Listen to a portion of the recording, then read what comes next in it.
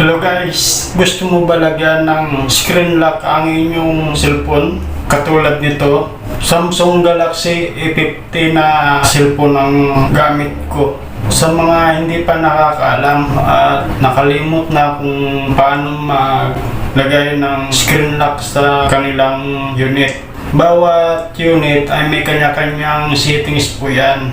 Mas maganda guys, mayroong lock ang inyong cellphone. Kasi minsan ang cellphone ko, hiniram ng anak ko.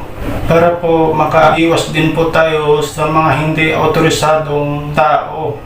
Panurin nyo lang po ang buong detalye sa video na ito. Madali lang naman itong gawin. Una, buksan po natin ang settings. Hanapin po natin ang lock screen. Itap po natin. May makita po kayong screen lock type. Mamili lang po kayo dyan kung anong screen lock ang gusto nyo.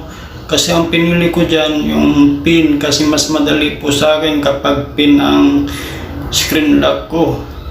4 digit lang po yan guys ang ilagay nyo dyan. Katapos nyo i-type, pindutin ang confirm. Katapos pindutin ang confirm. Ilagay ulit ang 4-digit number ng inyong PIN.